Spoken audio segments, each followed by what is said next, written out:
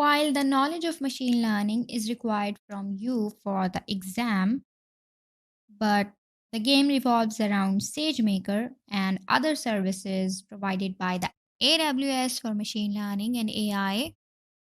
But SageMaker is the golden star of the game.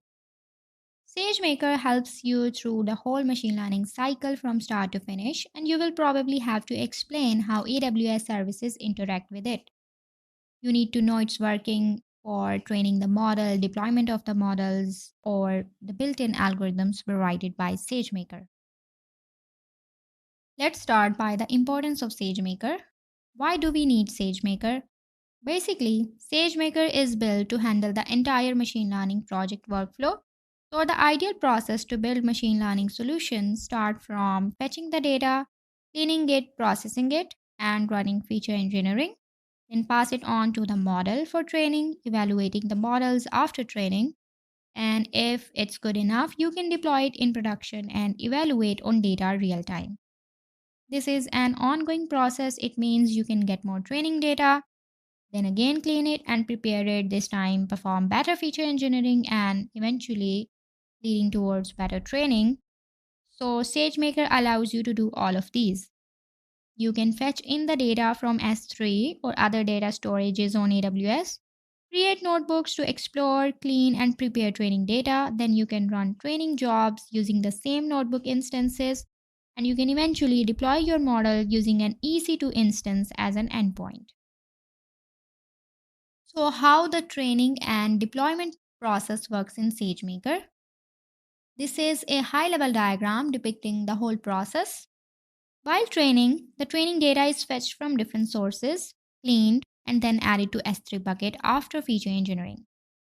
Now, SageMaker's job is to run training instances on that data, and the training code for actual model and other helping functions are maintained in a Docker image register in ECR, Elastic Container Repository.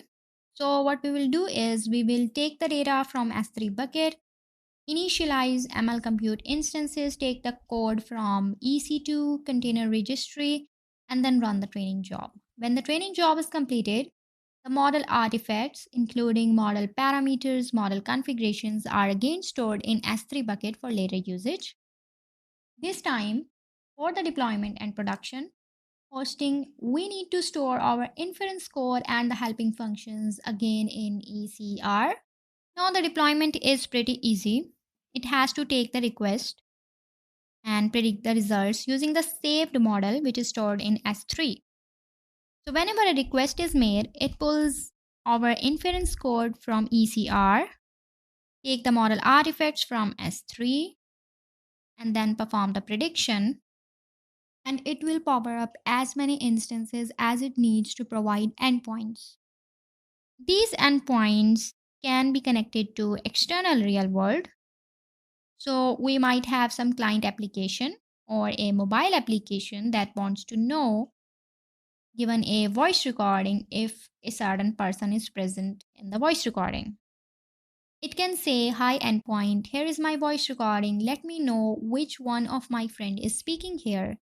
So the endpoint will predict the result and give it back to the client application. So the core benefit of SageMaker is direct ML process within a single notebook.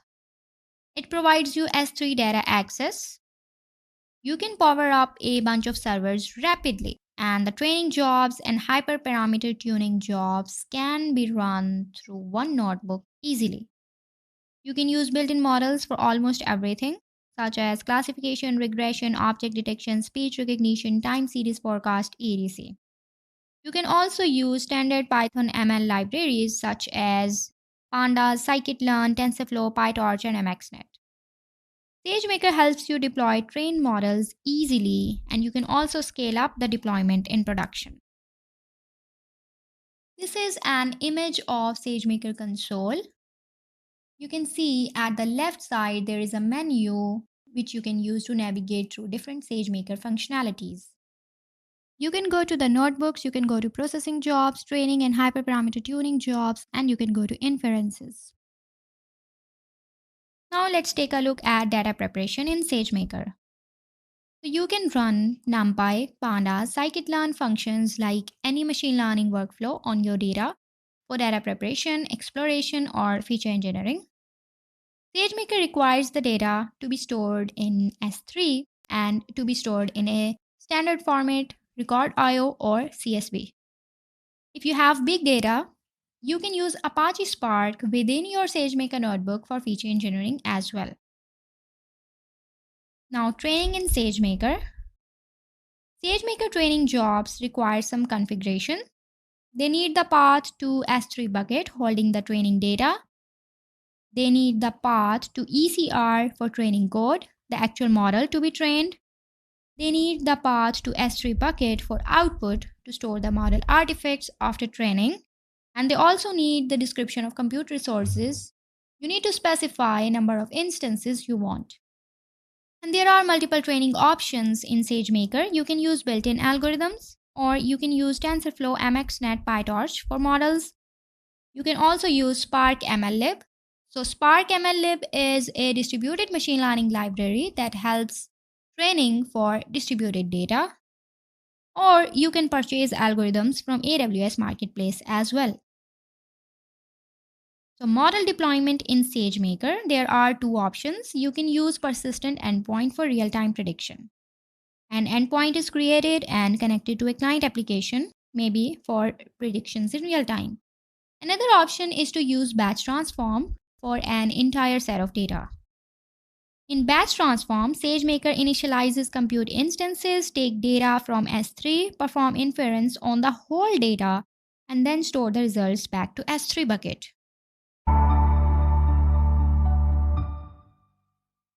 Let's go to Amazon SageMaker from the top search bar in AWS console. We can see on the left navigation bar, there are two options, Amazon SageMaker Studio, then we have notebook instances under notebook.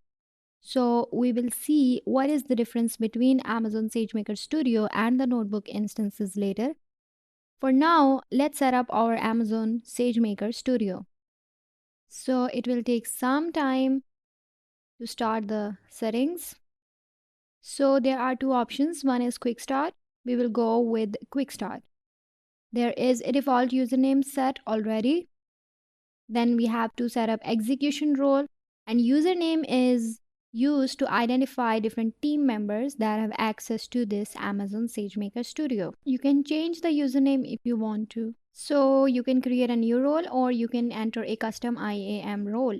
If you create a new role, the optional setting is you can choose S3 bucket, any S3 bucket that you specify, or you can choose specific S3 buckets. So our IAM role has been created. Next, we have Amazon's projects and JumpStart. We can see this is a new feature which Amazon introduced, and this is already enabled. This is a very useful feature, and we will definitely practice it. Let's submit. Now it is preparing SageMaker Studio, and again, it is a one-time process. This is a one-time configuration process which will take some time. Meanwhile, let's take a look at why Amazon SageMaker Studio notebooks are different from the notebook instances in Amazon SageMaker. So basically, Amazon SageMaker Studio is a relatively new feature than notebook instances in SageMaker, and it is recommended that you use Amazon SageMaker Studio instead of these notebook instances. Well, why? There are many benefits, such as starting a Studio notebook is faster than starting a notebook instance. As you just saw, the configuration of Amazon Studio is a one-time process and it will take some time, but after that, you can create notebooks easily. But with the notebook instances, every time it will take some time to start a new notebook. And typically, it will take 5 to 10 minutes to do that. And there are many features in SageMaker Studio, such as you can share your notebooks with a shareable link. You cannot do it with a notebook instance. Then once you open your SageMaker Studio, you can do everything from that studio. You don't have to go anywhere. You can create all sorts of notebooks there. Also, when you are using Amazon SageMaker Studio with your team, each member of the team gets a separate directory to hold the notebooks and the data uploaded by that specific member. Now our Amazon SageMaker Studio is ready. We can open the studio by clicking the Open Studio link at the right side of Users table. So now Amazon SageMaker Studio will create a Jupyter Server application for us, and the studio looks very similar to Jupyter Server.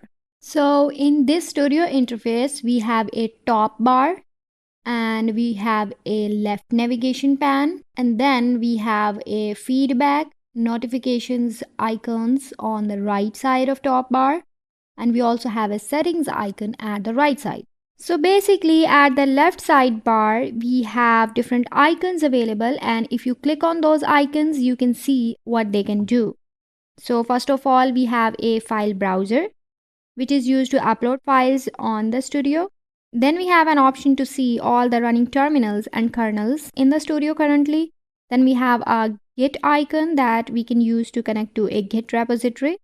Then we can see the commands using this command menu, and we can use these shortcuts to speed up our work. Then there are different notebook tools available under the Tools section icon. With Open Tabs icon, we can see a list of all the open tabs, which is very useful if you have multiple tabs open, like some people have a lot of tabs in their browser. Then we have SageMaker JumpStart, we will use it. Then we have SageMaker JumpStart, then we have SageMaker Components and Registries, where it provides a list of projects, data wrangler flows, pipelines, experiments, trials, and all the extended features in SageMaker Studio. And this area is our file and resource browser. It displays a list of your notebooks, experiments, trials, components, endpoints, and everything. Then we have this main work area. Whatever you open, if you open your notebooks or your terminals, this area will be used for that.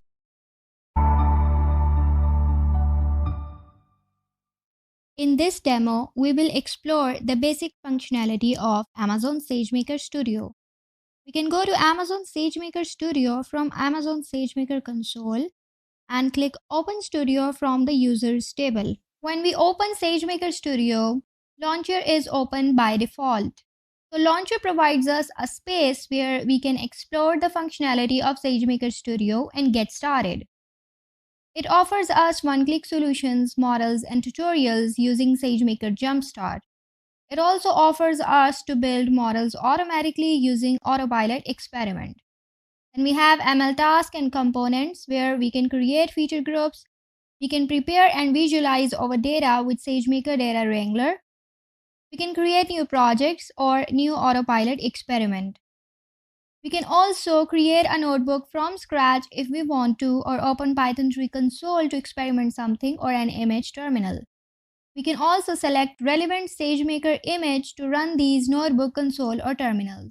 There are multiple SageMaker images, but data science is the most compact one, which provides us useful packages and kernels for data science projects. Then we have utilities and files to show contextual help, system terminal, text files, and markdown files. Contextual help tab can be used without any charges, and it provides us the help about any function within the SageMaker Studio. So let's go through these one by one. Let's open SageMaker JumpStart. So SageMaker JumpStart is providing us with solutions, text models, vision models, and even notebooks for SageMaker algorithms, or example notebooks for different SageMaker features.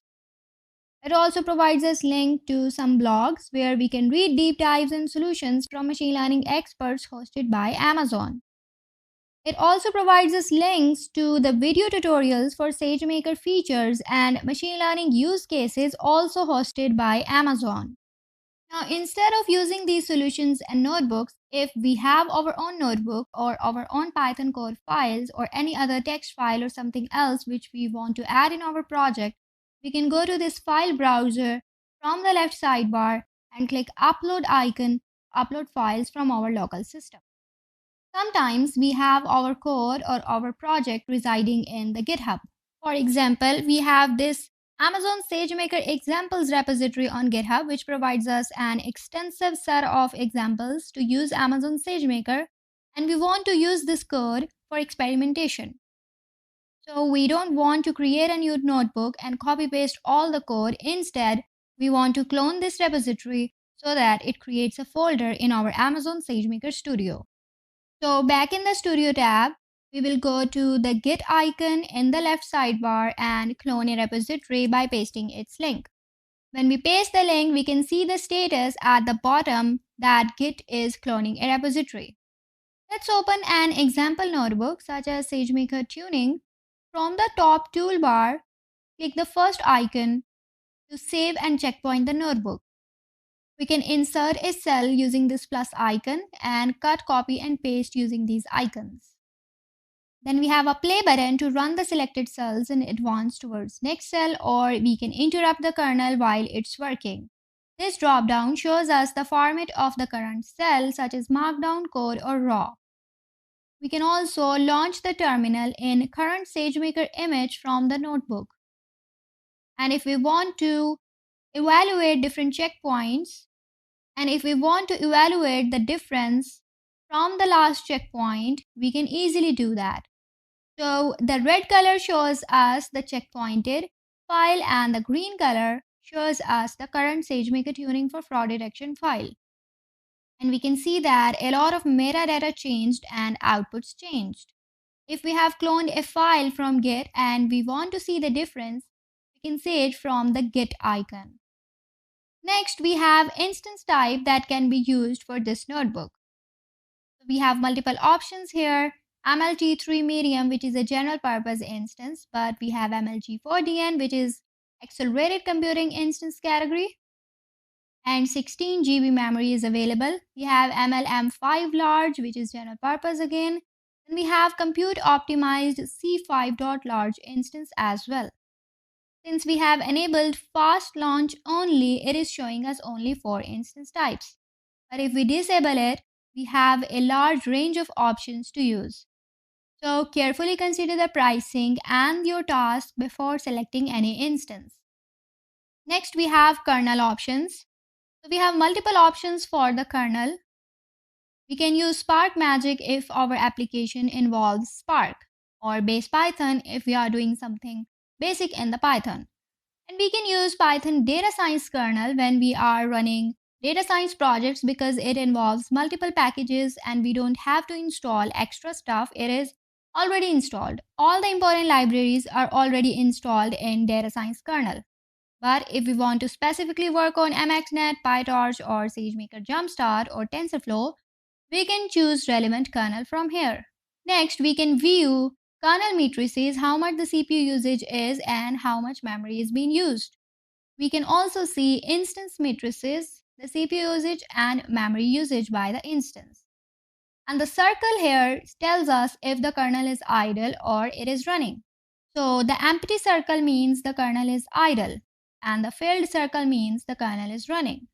We can also share our notebook by creating a shareable snapshot. Check if we want to include Git repository information or output, and by clicking the create button we can get a link to share with our team and our clients maybe. We can see the status of our SageMaker services from the status bar at the bottom. So we can see the kernel is idle, Git is currently idle. We can also see the line number and column number where our cursor is. And the notebook name is also displayed at the bottom. The top toolbar also provides us multiple options. We can press this brain icon to launch the launcher again if we have closed it accidentally. And if we are using the notebook, we can use the file menu to save the notebook, download the notebook, or reload the notebook, or open another notebook. And the edit option can be used for editing the cells, moving the cells, or clearing the outputs. With the view option, we can have multiple views. We can either show left sidebar, right sidebar, or status bar. We can show line numbers, etc. Then we have run drop down where we can run some cells from the notebook, or we can run all the cells, or we can render all the markdown cells. We can even restart the kernel and run all cells from here. The kernel option shows us the functionality we can use with the kernel. We can either interrupt the kernel, restart the kernel, clear outputs, or run all the cells. We can even shut down and change the kernel from here. With the settings option, we can set our own desired theme such as light or dark. We can also change the core font size or the content font size or the UI font size.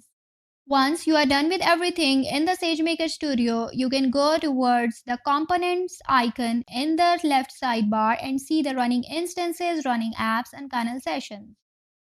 And you can shut these down from here. The studio itself doesn't cost you anything, but the running instances, apps, and kernels cost you.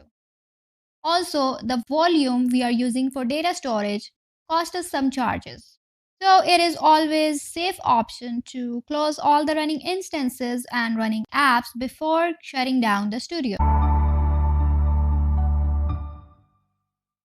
Let's learn about Amazon SageMaker JumpStart in this demo.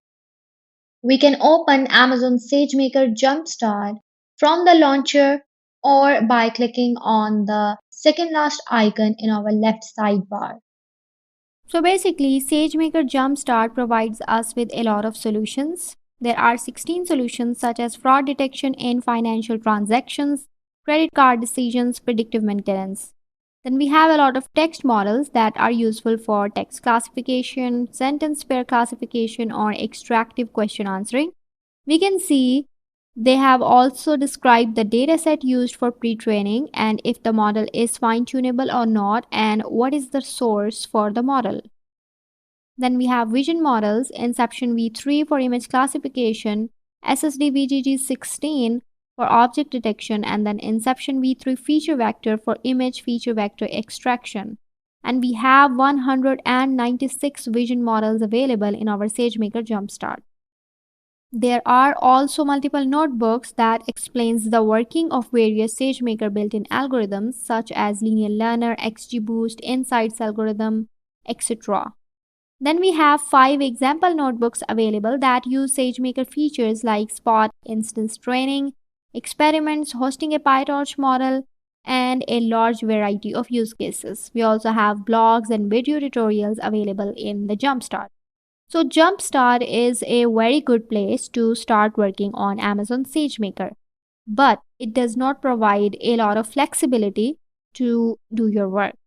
So when you are experienced, you will create your own notebooks, but the JumpStart provides an initial point. You can reuse notebooks from here, you can reuse the models from here for your own tasks. But more flexibility and more control over the work, you definitely need to do some work and go few steps beyond the JumpStart. Let's check out this BERT-based uncased text model for text classification and deploy the model by clicking the deploy button. So we can deploy the model by setting some configuration. Our number of instances is 1 for now. We have ML machine type and we have this endpoint name. Meanwhile, our model is getting deployed. It is creating the endpoint, which may take few minutes. So let's go back and understand the model. Basically, this is a text classification model built on a text embedding model. And it takes a text string as input and classifies the input text as either a positive or negative movie review. And the text embedding model is pre-trained on Wikipedia and book corpus datasets, which returns embedding of the input text. So when we deploy the model for any given text input, the model outputs legits for each of the two classes, negative and positive reviews. So, if we pass simply stupid, irrelevant, and deeply, truly, bottomlessly cynical, model predictions will be 3.88488784 for a negative class and minus 4.23236942 for a positive class. And we can see that the logit is higher for the negative class. So, the prediction will be labeled as negative. We can also fine-tune the model on a new dataset using the same SageMaker JumpStart interface. For the fine-tuning purposes, the model is available by attaching a classification layer to the text embedding model, and the parameters of that classification layer are initialized randomly. And the output dimension of the classification layer is decided from the number of classes in the input dataset. At the left pan, we can see our model has been deployed. Let's go back to the solutions page and open the notebook to use endpoint from Studio. This notebook explains how to run inference on the endpoint we have just created. The kernel is starting. Let's wait for the kernel. Now our kernel has been started. We can see the status is running. So let's run all the cells.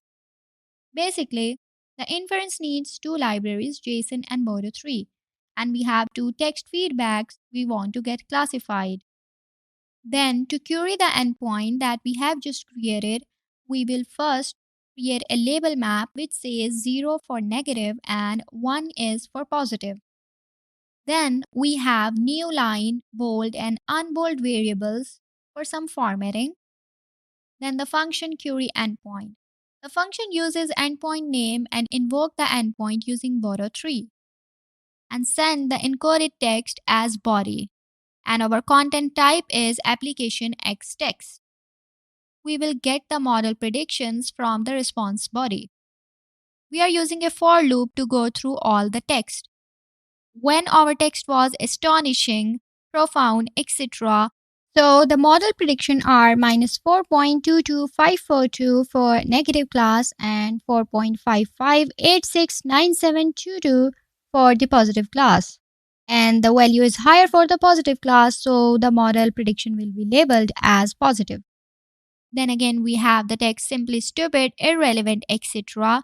This time, the first value is higher, which indicates that the model predicted this feedback as negative. We can also fine-tune the model if we want to. For fine-tuning, we can specify a data source for our training job. We can either use default dataset or we can find an S3 bucket which holds our data, or we can enter an S3 bucket location.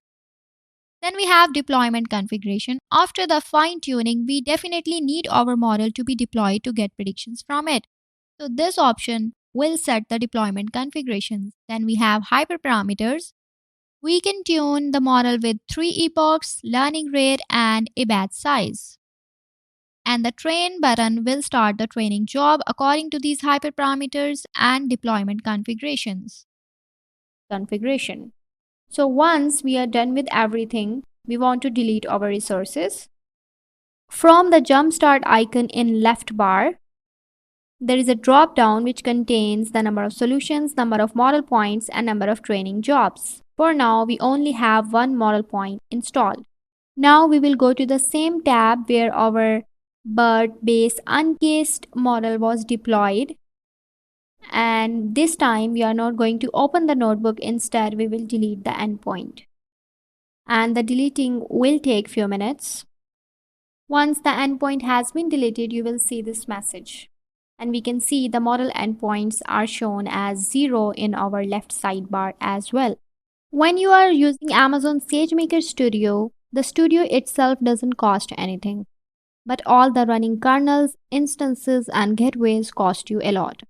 So when you're working, keep an eye on the running instances, running apps, and kernel sessions from the third option in left sidebar. We can shut these down by clicking the cross button. Go to Amazon SageMaker Studio control panel and click on your username. You can see all the running apps from the area. You can see all the running apps in the apps table, and you can delete these apps individually.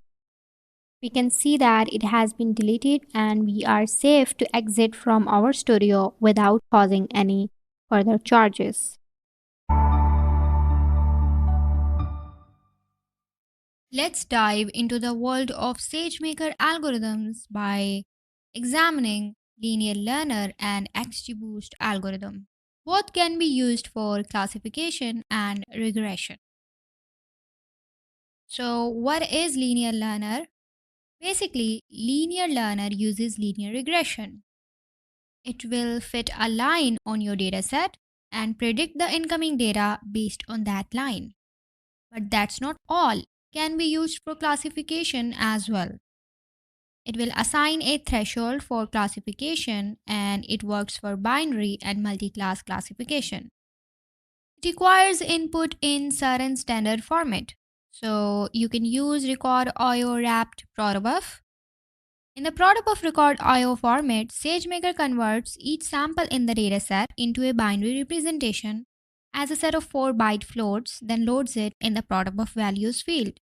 If you are using Python for your data preparation, it is strongly recommended that you use these existing transformations.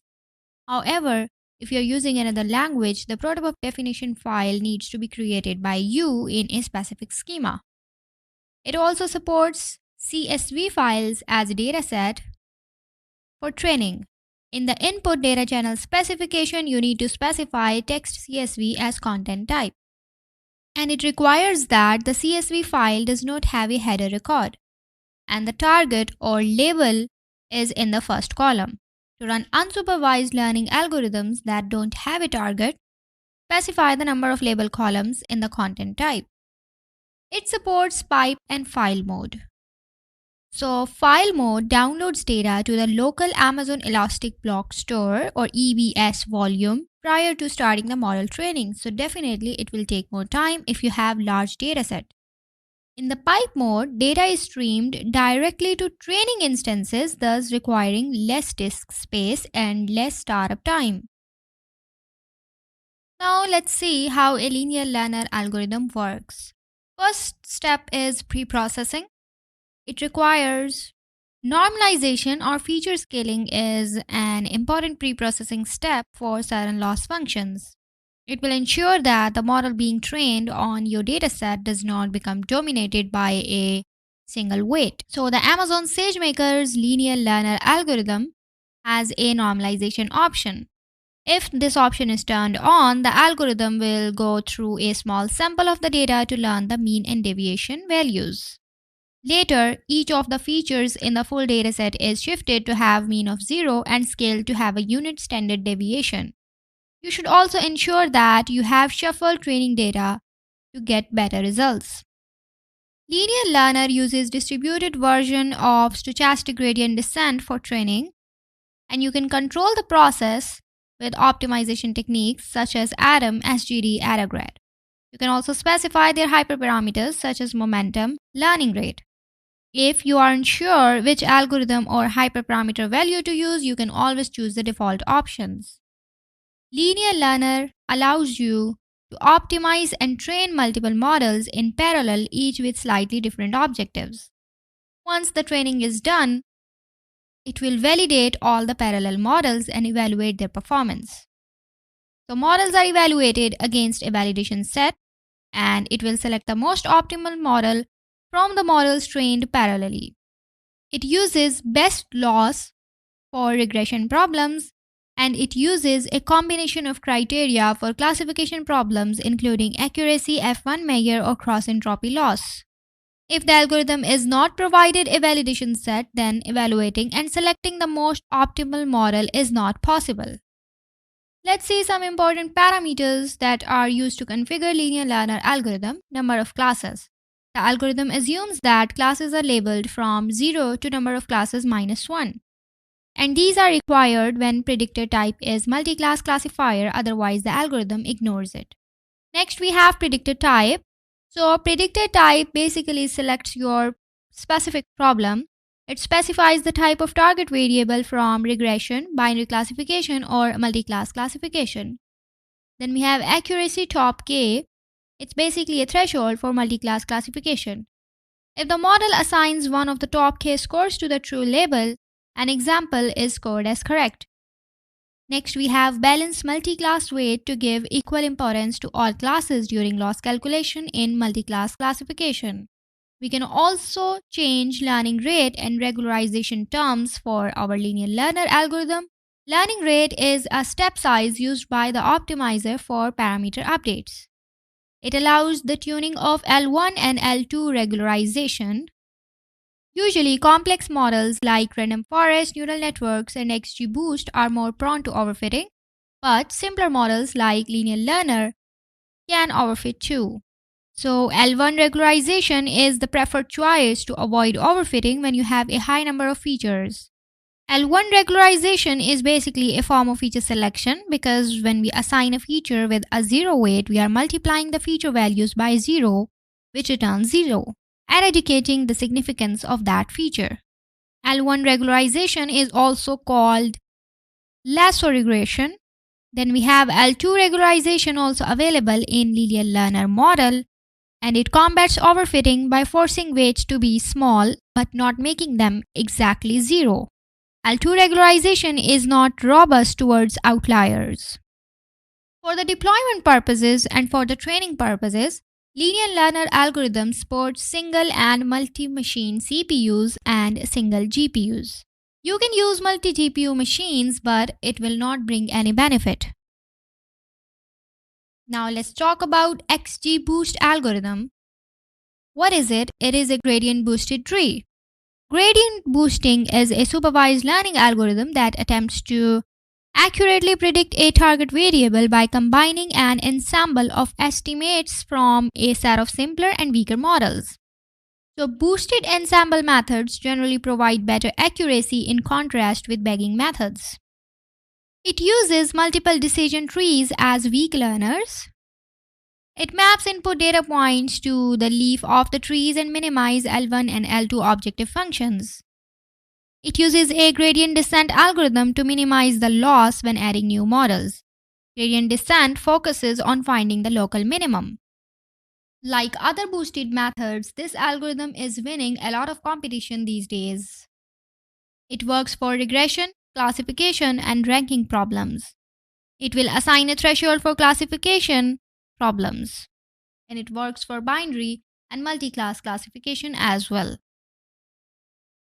So what is the input format required by XGBoost algorithm?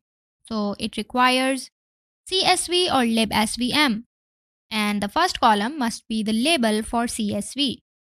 And as we have discussed earlier in this video, CSV does not have a header record, and the CSV should not have a header record.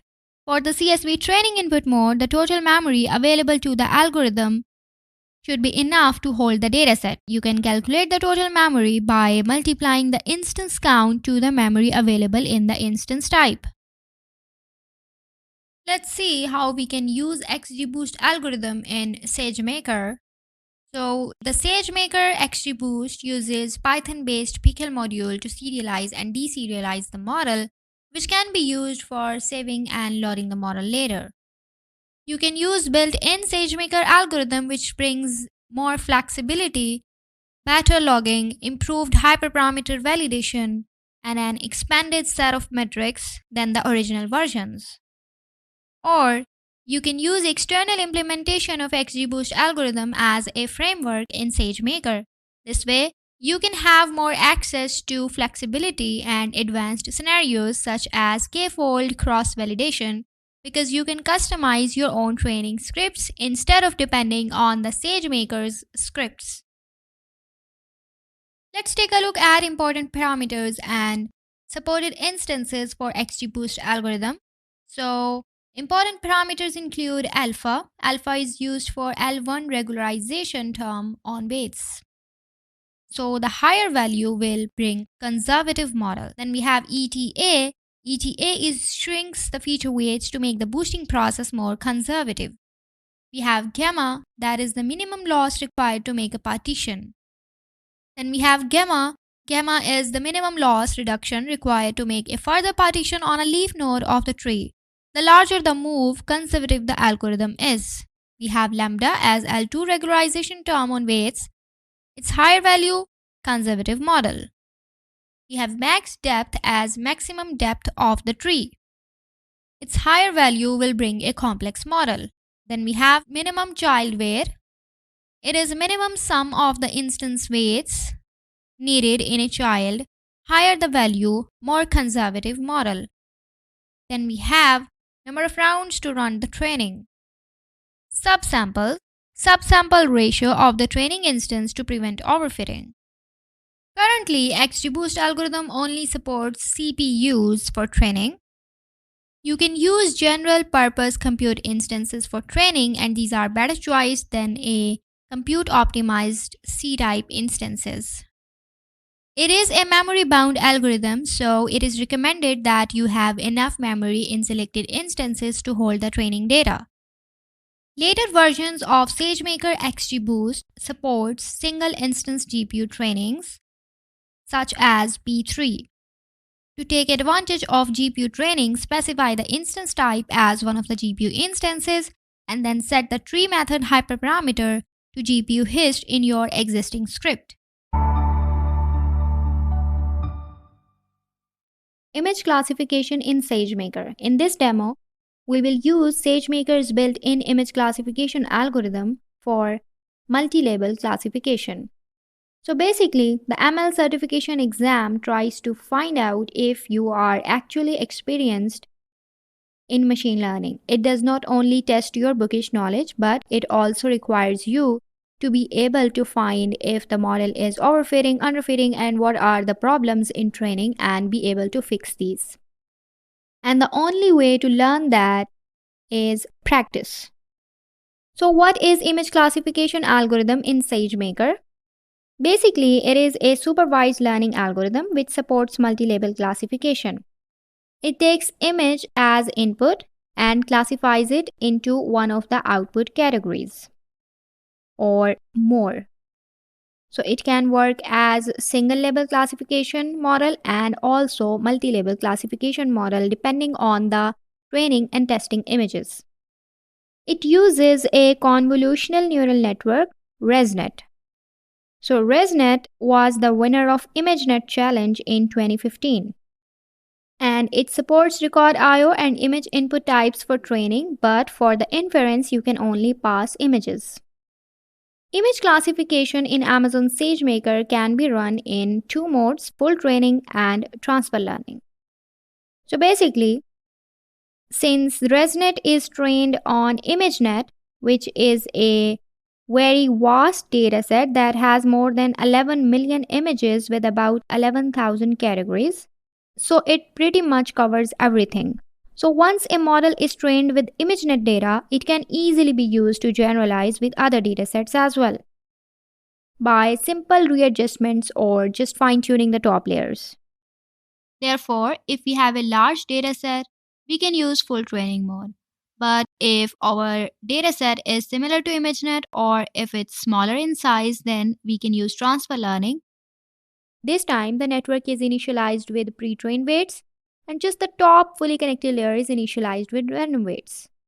Then, the whole network is fine-tuned with new data. And in this mode, we can achieve a good result with smaller dataset because the network would be already trained. So let's get started. There are some prerequisites and pre-processing steps needed. First of all, we need the role. The role will be used to give learning and hosting access to your data, and we can automatically assess the role. Then we need an S3 bucket, which we want to use for training and modeling data. We also need the Docker image for Amazon SageMaker image classification. So all that is done using this code. Then we need to download the data and then transfer that data to S3 for use in the training. So if you want to use Cypher10 dataset, you can just use wget command and download the dataset. It is also available in record.io format. And you can see the download status like this. But if you want to download the Caltech dataset as we have done in this demo, it is already available in S3, so you can just simply use this S3 client to download the file from SageMaker sample files by giving this link. Once the dataset is downloaded, we can see it in our Files Explorer that Caltech dataset is also downloaded and Cypher10 dataset is also downloaded. We now need to upload this dataset in our S3 bucket. So if you want to upload Cypher10 train dataset, then you are going to use this name. Otherwise, you are going to provide the Caltech name. The record IO format for training is more suitable than image files because it's very fast and it's easy to use. So if you have image files, you can easily convert those to record IO format using MXNet's IM2Rec tool. And it only takes around 50 seconds to convert the entire Caltech 256 dataset, which is around 1.2 GB on a P2X large instance. But for this demo, we already have a record IO format. Now, our next step is to actually train the model using our downloaded data. For that, we need to set up some parameters. So we need to specify the input. First of all, we can set it to rec or LST based on the input data format. Then we also have output specification. So we just need to specify the path where output can be stored after training because we need our model after training. Then we have resource configuration. So the resource configuration specifies the type of instance where we want to run training and the number of instances we want to use for training. So if the instance count is more than 1, the training will be distributed. For now, this algorithm only supports fully replicated distributed training. There are also some parameters which are specific to our image classification algorithm, and these parameters are also tunable. So the number of layers can be specified, the number of layers for the network. In this sample, we are using 101, but you can use other values such as 50 or 152. Then we have number of training samples. So it depends on your dataset. For Caltech, it can be set to 15,420 with the current split. Then we have number of classes. So this is the number of output classes for the new dataset. Basically, ImageNet was trained with 1000 output classes. But either we are using transfer learning or full training mode, we can also change the number of classes for our own dataset. So Caltech dataset has 256 object categories and 1 clutter class. Therefore, we will use 257.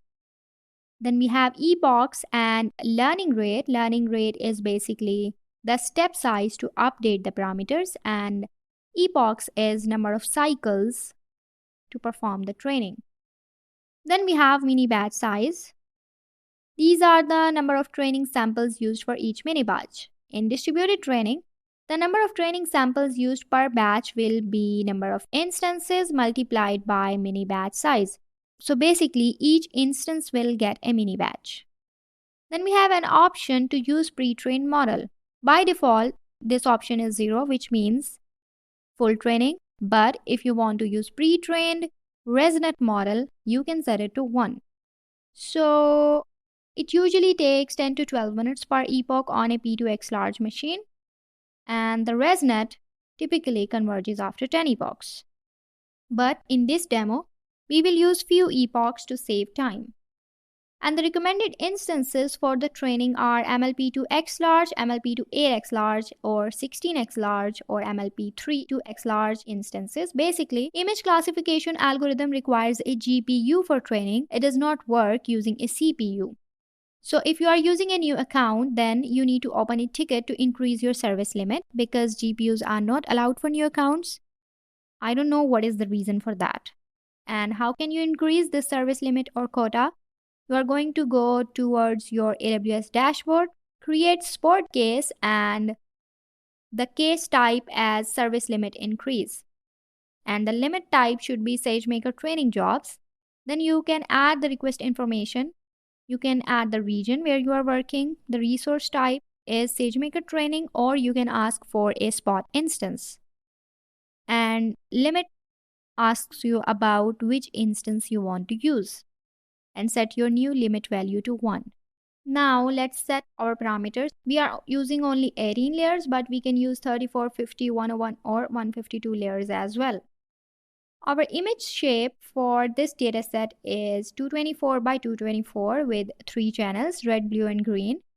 If you are using Cypher 10 dataset, it would be 32 by 32. So the image shape is basically your number of pixels in the image. And if your training images are of varying sizes, then the image shape should not be larger than your images in training set. Then we will also specify number of training samples, number of classes, mini batch size, epochs, and learning rate. Next step is to basically create our training job using these parameters. So we have named our job as demo image classification with this date and time prefix. So date and time prefix always helps us in logging and finding the results, comparing the results, etc. Then we need to specify the training image. So we already got the training image from the Docker. We already assessed the role automatically. Then we have output data configuration where we are specifying the bucket and we are also adding the prefix in bucket name. Then we have resource configuration with instance count of 1, instance type, and this is the disk volume of the instance. You can set it to 20, 50, 60, 100 depending on the dataset. Then we are passing the hyperparameters we just specified. This is our stopping condition. So if our training job runs for infinite time, we need to specify a time where it should be stopped.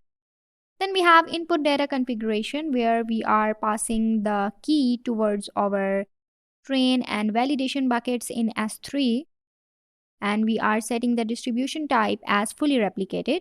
If you want to use distributed training and your instance count is greater than 1, you have to specify this distribution type as fully replicated. Then we are also specifying our content type as application X record IO.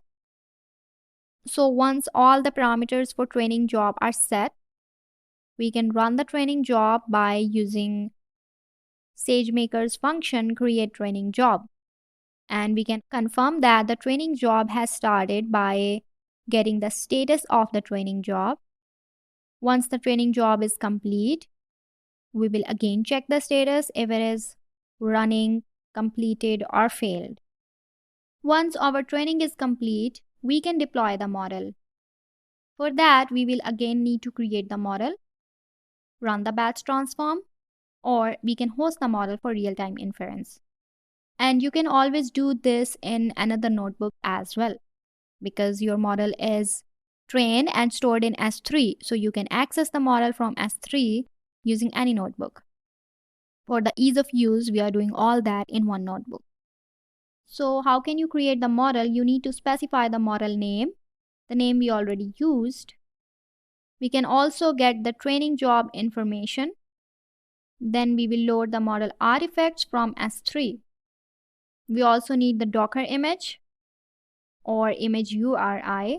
Then we will use SageMaker's function create model to create our model by specifying the model name, role, and the primary container, which has model data and the image. Once our model is created, we can easily run the batch transform on the model without creating endpoint. So we will download the test data and put it in S3 again. Then we can run a transform job on that dataset. Batch transform is always helpful when you have a large number of samples to get predicted and you do not need a persistent endpoint and you do not need the output in real time. So basically we need to specify the batch job name, the model name, the maximum concurrent transforms, the maximum payload in MBs, and the batch strategy. Then we are going to give path to S3 bucket for transform output. We also need to specify the input data from the S3 bucket. And we also need to configure transform resources. We can always use more than one instances. And we can use CPUs or GPUs both for inference from image classification algorithm in SageMaker. Once the job is created and it is completed, we can inspect the prediction results. Remember that we only ran the training job for 2 epochs, so the result might not be good enough. Now, we need to explicitly define object categories in our Caltech 256 dataset. Then we are using 2 functions, list objects and get labels. List objects will get everything from the specified S3 path and list those down, while the get label will download the file, get the predictions, and attach the result with the input. So that was our batch transformation job. Now, if we want a persistent endpoint for real-time inference, we can do so by creating endpoint configuration. So in this configuration, we can use an endpoint for hosting of multiple models. So we define a production variant for each model that we want to deploy. We can also provide instance type we need, initial instance count, the model name for that instance, and the variant name. If we are hosting multiple models, we also assign a variant weight to specify how much traffic we want to allocate to each model. Suppose we have to host two models, A and B, and we assign traffic weight 2 for model A and traffic weight 1 for model B. Then SageMaker will distribute 2/3 of the traffic to model A and 1/3 to model B. After setting up the endpoint configuration, we will actually create the endpoint. This will take around 10 minutes to complete, and the end result is an endpoint that can be validated and then incorporated into production applications. So we need to specify an endpoint name and also pass the endpoint configuration we just created. Once the endpoint is created, we can verify it by seeing the message endpoint creation ended with endpoint status is equal to in service. So once our endpoint is in service, we can also take a look at if it is created or not from this last icon in left sidebar. Press the endpoints from the drop down menu and it can show us if it is created or not. Then we need a runtime object to invoke the endpoint we just created. And we also need a test image to pass it to the endpoint.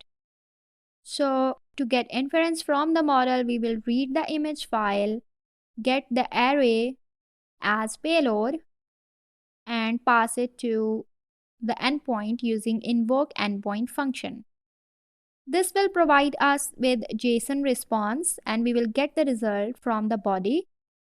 Once we get the result, we will list down all of our object categories and map the result with these categories and find out what the output is. Since the output will be numeric, if we want to know exact name of the object, we need to map those numeric values and probabilities with these strings. Once our work is completed, we can delete the endpoint using delete endpoint function and pass it the endpoint name.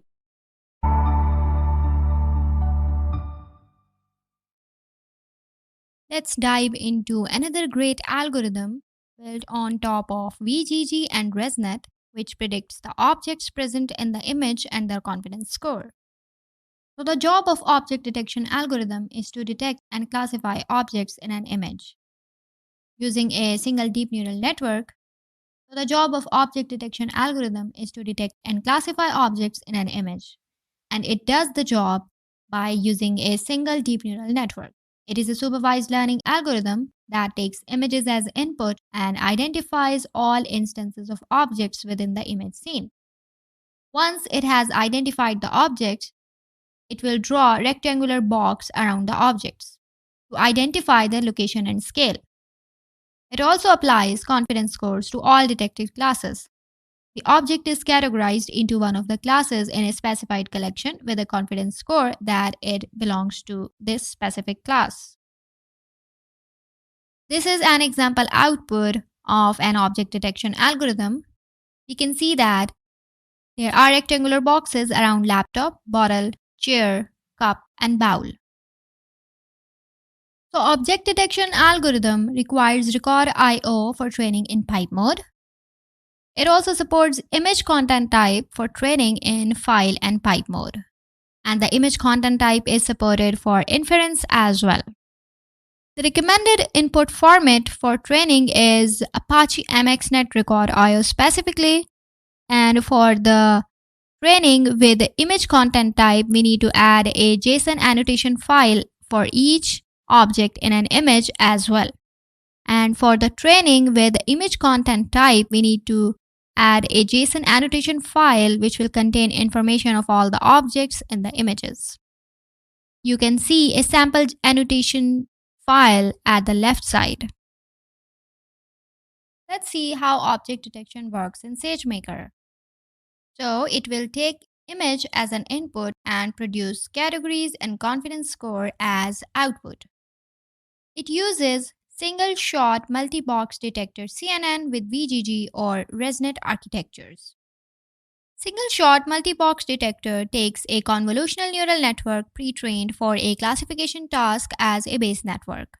Then SSD uses the output of intermediate layers from that CNN as features for detection. Now, various CNNs such as VGG ResNet have achieved great performance on the image classification task, and they are still state of the art algorithms. So, object detection in Amazon SageMaker supports both VGG16 and ResNet 50 as a base network. It uses standard data augmentation techniques to avoid overfitting, such as jitter, meaning slight shift of rows, rescale, and flip. And these data augmentation techniques are applied on the fly. It allows transfer learning and also training from scratch. In case of transfer learning, it uses the weights of pre-trained model using ImageNet dataset, and for training from the scratch, it initializes random weights and then the model is trained on given dataset. It allows incremental learning as well. So you can seed the training of a new model with the artifacts from a model that you have trained previously with SageMaker. It will save training time when you want to train a new model with similar data. You can only use a past object detection model which is trained in SageMaker for incremental learning.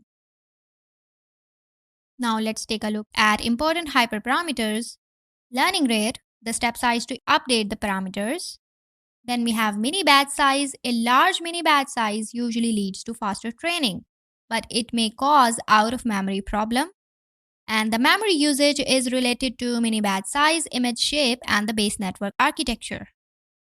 So you should consider these parameters while setting the batch size. It supports SGD, ADAM, RMS prop, and ADA delta optimizers. And the momentum for SGD can also be provided, and the momentum parameter will be ignored for other optimizers. Then we have freeze layer pattern. We can freeze a layer by using this parameter. Freezing a layer means that its weights cannot be modified further. This can reduce the training time significantly in exchange for slight loss in accuracy. This technique is commonly used in transfer learning, where the lower layers in the base network do not need to be changed. It supports multiple instances for training and inferences. You can use GPU instances with more memory for training with large batch sizes. If your batch size is small and you're transfer learning on a small dataset, you can use smaller instances. You can also run the algorithm on multi-GPU and multi-machines for distributed training. However, both CPUs and GPUs can be used for inference. Next up, we have semantic segmentation in SageMaker. Do you want to identify which object each pixel in the image belongs to? Semantic segmentation can do that for you. So basically, it's one step ahead of image classification and object detection. Image classification tells what is in the image, and object detection tells where the object is in the image, while semantic segmentation provides fine-grained pixel-level classification. It checks each pixel and tells to which object it belongs to. It also provides information about the shapes of the objects contained in the image. The segmentation output is represented as a grayscale image called a segmentation mask. A segmentation mask is a grayscale image with the same shape as the input image. Semantic segmentation is crucial in autonomous cars and robotics because it's important for the models to understand the context in the environment in which they are operating. It is also useful in medical diagnostics. The image shown on the screen is a segmentation mask produced by a semantic segmentation algorithm. All the pixels in the brown area belongs to the teddy bear. All the pixels in the green area belongs to the flower, and all the pixels in the blue area belongs to the cup. Input format for semantic segmentation, so it needs JPEG images and PNG annotations for both training and validation. Each JPEG image should have associated PNG label image with the same name in the annotation directory. The dataset might also have a label map that describes how the annotation mappings are established. If it is not provided, the algorithm uses a default. In some cases, you want to specify a particular color mapping for each object in the image, then you can assign that value in the label map. The benefit of using label mappings is you can use different annotation systems and softwares to obtain data without a lot of pre-processing. Augmented manifest image format is used for training in pipe input mode without needing to create record IO file. So we just need to provide S3 location of the image and label in JSON lines. It requires JPG images for inferences. Let's see how semantic segmentation in SageMaker works. It is built on top of MXNet Gluon framework and the Gluon CV. It provides an option of 3 built-in state-of-the-art algorithms with which you can learn the semantic segmentation model. These options include fully convolutional network, FCN, pyramid scene parsing, PSP, or deep lab V3 algorithms with backbone and decoder. So backbone is a network that produces reliable activation maps of image features. So basically it will learn the features from the images. Then we use decoder to construct segmentation mask from the encoded activation maps. We can use ResNet 50 or ResNet 101 for backbones. We can also use pre-trained model on ImageNet. Like other SageMaker algorithms, it supports learning from the scratch and transfer learning as well. You can learn from the scratch by using random weights, or you can use transfer learning by utilizing the weights trained on ImageNet. It also supports incremental learning. Remember, incremental learning is only possible with the models trained in SageMaker. Incremental learning allows you to use a previously trained model on similar data. We cannot use pre-trained decoder component of the model. Let's learn about important parameters in semantic segmentation algorithm. With the backbone option, you can choose the backbone component. ResNet 50 is the default option. Then there is learning rate, the step size to update the parameters. A large learning rate allows the model to learn faster. A small learning rate allows the model to learn a more optimal or globally optimal set of weights, but it will take longer. Then we have mini batch size. Again, the larger the size, faster training, but you need to consider memory before setting it. There are multiple optimizer options available in semantic segmentation, which includes ARM, AdaGrad, NAG, RMS Prop, or SGD. SageMaker's semantic segmentation algorithm only supports GPUs for training. You can use MLP2 or MLP3 series for that. It is recommended that you use GPU instances with more memory for training with large batch sizes. For inference, you can use both CPUs and GPUs. Hyperparameter tuning is a crucial concept in machine learning. Therefore, it is recommended that you learn it for the exam as well. Let's understand hyperparameter tuning in SageMaker. We will start by why we need hyperparameter tuning. To determine what are the best parameters. And you can only know this by experiments. Now the question is how to keep a record of experiments to find the best model. Since you have to experiment with a lot of parameters and their combinations, you can easily wear out. There should be a way of keeping all the records and choosing the optimal. That is why we will go for automatic hyperparameter tuning. And there are two approaches to tune hyperparameters in SageMaker. One is random search. It will choose randomly from specified ranges. Random search allows concurrent tuning jobs to go through all the parameters. It has one drawback that it will run all the combinations, which is very time and resource consuming. Other option we have is Bayesian search.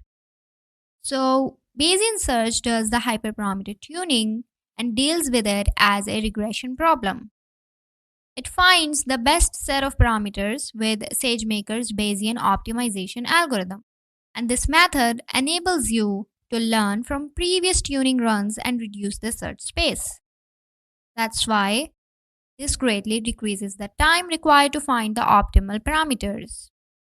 It learns as it goes, so no need to run all the combinations. If the training of your machine learning model is expensive in terms of money or resources or time, you can use Bayesian optimization this way. But Bayesian optimization struggles with high dimensionality problem. If you have dozens of hyperparameters to choose from, then you should use random search. As it learns as it goes, it does not run many concurrent jobs. Either you want to choose random search or Bayesian search, there are some best practices that you should follow to save your time and money. So you should choose a limited number of hyperparameters. Although you can use simultaneously up to 20 hyperparameters to optimize for a tuning job, but if you limit your search to a much smaller number, it's likely to give you better results. You should also limit tuning to only small, reasonable ranges. It is advised to use logarithmic scales. SageMaker attempts to figure out if your hyperparameters are log scaled or linear scaled. Initially, it assumes that hyperparameters are linear scaled. While if they are log scaled, it might take some time for SageMaker to discover that fact. So, if your hyperparameters have a wide range of values, then you should use log scale option instead of linear scale. Linear scaling will take a lot of time in that case. You should not run too many concurrent jobs. Running more hyperparameter tuning jobs concurrently gets more work done quickly, but a tuning job improves only through successive rounds of experiments. Typically, running one training job at a time provides best results with the least amount of compute time. Make sure to select the correct objective metric when running multiple jobs for distributed training. Amazon SageMaker provides JumpStart hyperparameter tuning as well.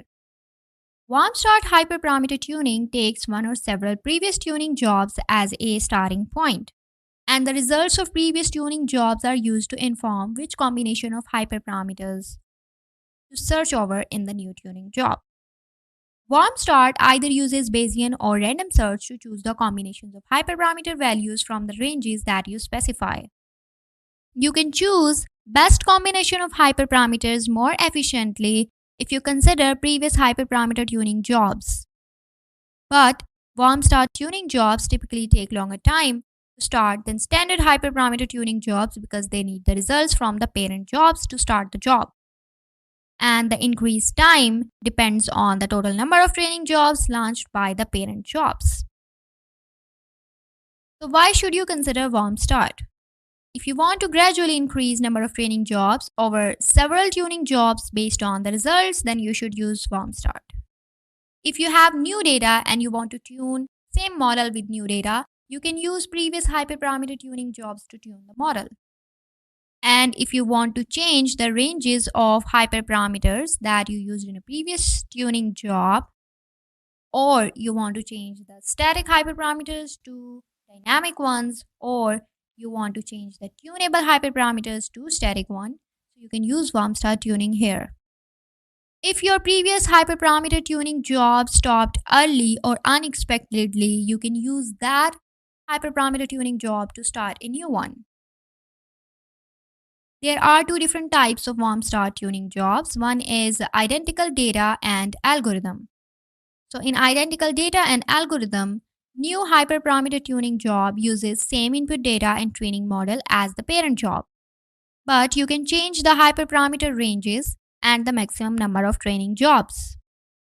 And you can also change hyperparameters from tunable to static, from static to tunable, but the total number of static and tunable hyperparameters must remain same. And you cannot use a new version of the training algorithm. So if you just want to change the number of training jobs or change the ranges without changing the data and algorithm, then you should use identical data and algorithm JumpStart tuning job. The other option is transfer learning. So this will create a new hyperparameter tuning job, including new input data, new hyperparameter ranges, and new maximum number of concurrent training jobs. Just like identical data and algorithm, you can change hyperparameters from tunable to static and from static to tunable in this JumpStart tuning job as well. But the total number of static plus tunable hyperparameters must remain same. You can even use a training algorithm image with a different version. So in short, you can use transfer learning when you want to change the dataset or the algorithm as well as the hyperparameters or number of the tuning jobs. Automatic model tuning and evaluation for fraud detection. So in this demo, we will tune a linear learner algorithm for credit card fraud detection by running a hyperparameter tuning job in SageMaker. We will also analyze the running job and evaluate the model. We are using the payment fraud dataset provided by Kaggle. So it has 31 features labeled as fraudulent or valid. Since the labels are binary, we are going to use binary classification.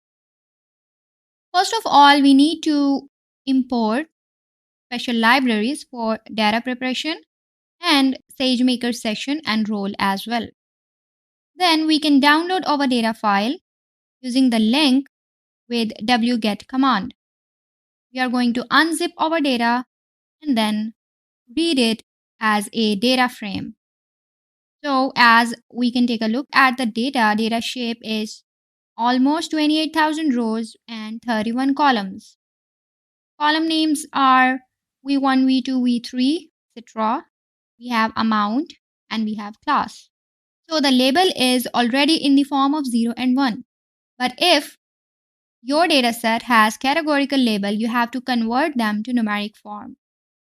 Now, if you want to use this CSV directly for training, you should know that linear learner requires that the label column should be first in the CSV. We can easily move the label column, which is named as class, to the first position. Next, let's check the class balance of our dataset. Our dataset is highly imbalanced. As we can see, we have number of fraudulent labels 492 in around 28,000 samples. So we have a severe imbalance of the labels. The reason behind that is we usually have valid transactions. Fraudulent cases occurs often. So with this type of problems, you are going to deal with imbalance. Now let's randomly split our dataset into training, validation and test. So we are going to use 70% of data for training, 20% for validation and 10% for test. Next, we are first going to store our CSV files in the local directory and then upload these CSV files in our S3 bucket. So since our dataset is prepared and has been uploaded to S3, we are going to initialize our model.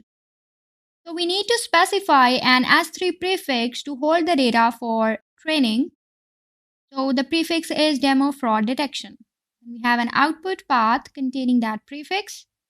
Next, we will get the link. Next, we will get the Docker image that contains linear learner and create a SageMaker estimator. So SageMaker estimator requires the container role. Role will allow this code to access S3 and run everything. So role is very important. Instance count is 1 for now. We can increase the count if we want to. Instance type, output path and the session. There are few hyperparameters which we can set with linear learner. So feature dimension is given. We need to provide a predictor type, which is binary classification, mini batch size, epochs, and so with linear learner, we can either aim at improving accuracy or improving precision or improving recall. So this time we are improving recall because if accuracy is good but recall is not good, the banks will complain that most of the time fraudulent cases are passed as valid, which is problem. That's why we are aiming at recall. Then comes the automatic model tuning, which is the purpose of this demo. So we can use SageMaker Tuner to import the parameters we are going to update in hyperparameter tuning. So we can choose integer parameters, categorical parameters, continuous parameters, and hyperparameter tuner. We have a tuning job name. So for now, we are only tuning the two parameters. One is continuous and one is integer. We're going to tune learning rate and mini batch size. Linear Learner provides us multiple objective metrics such as accuracy, recall, area under the curve, loss, etc. We are going to use recall on our validation dataset. And this way, we are initializing our hyperparameter tuner by providing it our estimator, objective metric, hyperparameter ranges, and then objective type. So we want the recall to be maximum. That's why our objective type is maximize. And the maximum number of jobs hyperparameter tuner can run is 20, and maximum number of parallel jobs are 2. We can decrease this number to speed up our process for this demo. Next, we need to specify the path for our training dataset and validation dataset, then pass the path to tuner.fit function.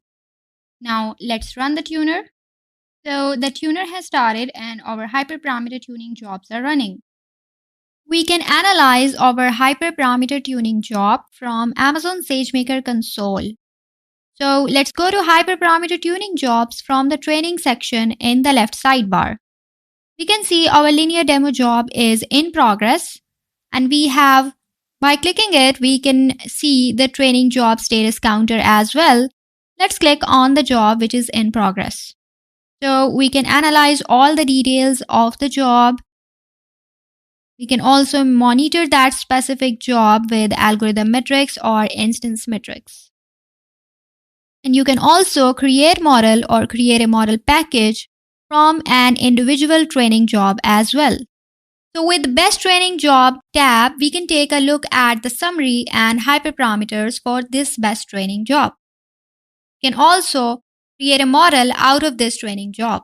Once our hyperparameter tuning job has been completed, we can extract the best model from the best training job and deploy an endpoint. Once our endpoint has been deployed, we can evaluate the model. First, we will pass only one sample to see how the result looks. So basically, the result says the predicted label is 1 with confidence score of 0.46. Now, we can pass the data in batches to evaluate our model. We cannot pass large data at once because of payload limit in SageMaker. We can also use sklearn matrices to evaluate the model.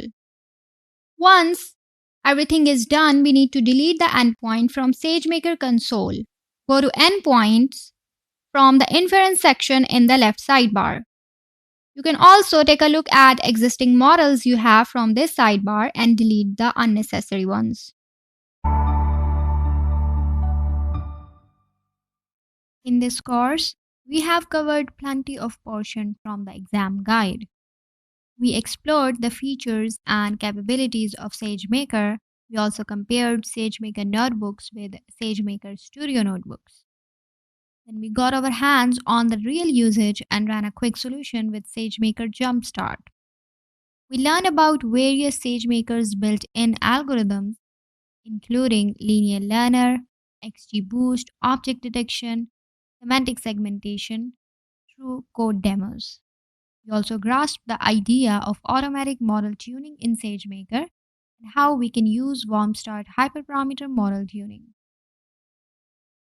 Coming up next, we have machine learning with SageMaker part 2.